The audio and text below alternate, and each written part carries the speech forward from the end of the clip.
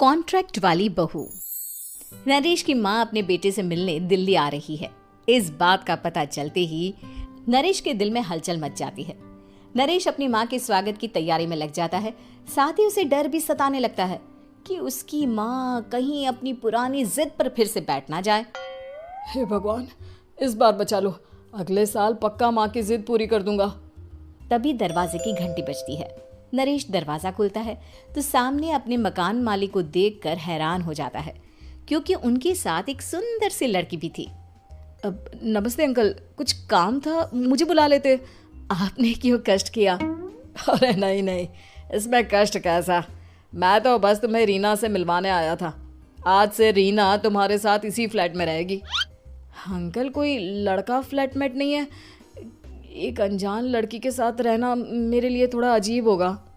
देखो नरेश, मैं तुम्हें पहले भी बता चुका हूँ कि इस फ्लैट में तुम्हें किसी ना किसी के साथ एडजस्ट करना ही होगा, या फिर तुम अकेले पूरे फ्लैट का किराया दे दो, मैं किसी को नहीं रखूंगा। नरेश अपने मकान मालिक की बात सुन के रीना के साथ रहने के लिए तैयार हो जाता है, पर अंदर ही अंदर उसे ये बात खाने लगती है कि वो अपनी माँ को क्या जवाब देगा जब उसकी माँ रीना के बारे में उसे पूछेगी। दिन बीतने लगते हैं।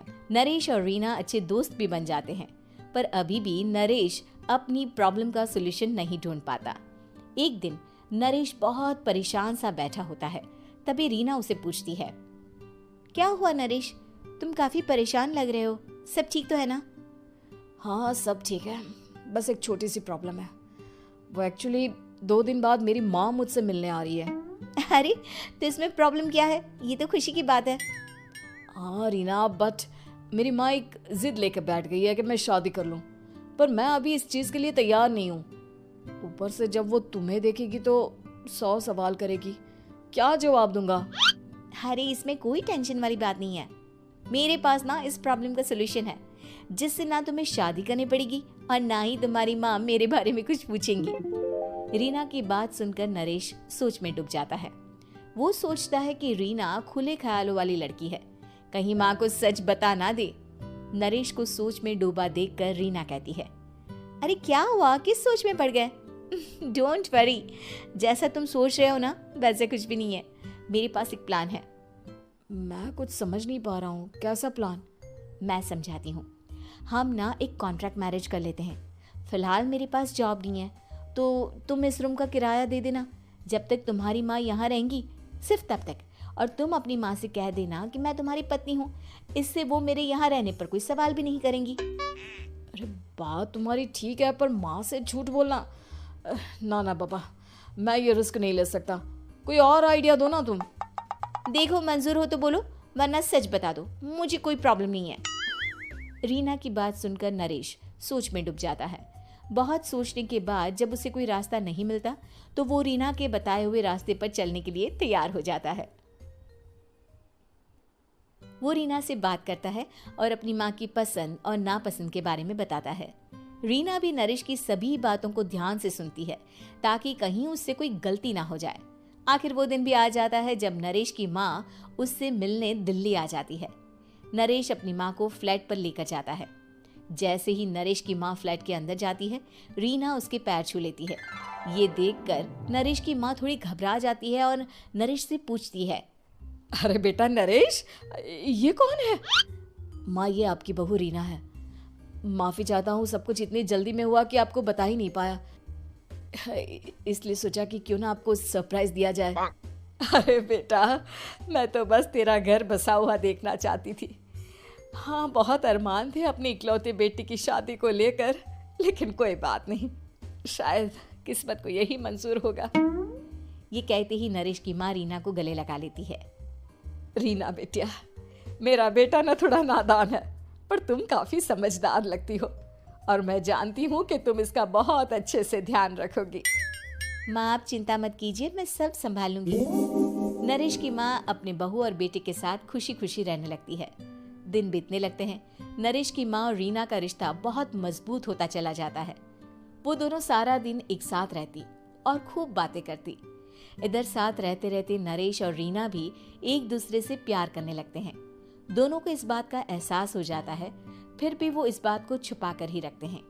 एक दिन नरेश की माँ और रीना शादी के बारे में बात करने लगते हैं। रीना बिटिया, ये तो नरेश ने मुझे बिना बताए शादी कर ली, वरना मैं तो अपनी इकलौती बेटी की शादी इतनी धूमधाम से करती कि सारी दुनिया देखती रह जाती। अच्छा माँ, आप ऐसा भी क्या करती नरेश और मेरी शादी में जो दुनिया देखती रह जाती? अरे बिटिया, एक माँ के अरमान तुम अभी नहीं समझोगी। मैं तो अपनी बहू को एक रानी की तरह लेकर आती और शादी भी बिल्कुल शाही अंदाज में करती, पर मेरे तो सारे अरमान ऐसे ही रह गए। खैर, मुझे तो अपने बेटे और बहू की खुशी चाहिए बस। ये कहते हुए नरेश की माँ की आंखों में आंसू आ जाते हैं।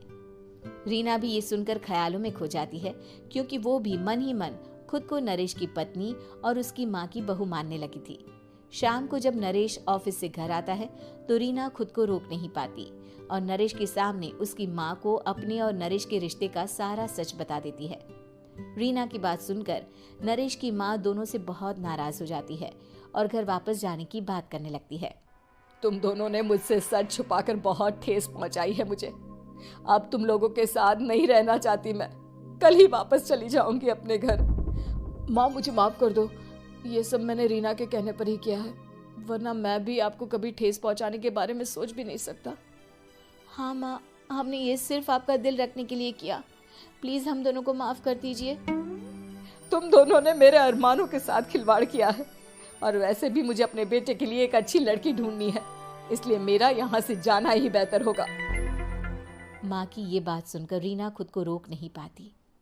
माँ, क्या मैं आपके घर की बहू बनने लायक नहीं हूँ? रीना की बात सुनकर नरेश हैरान रह जाता है।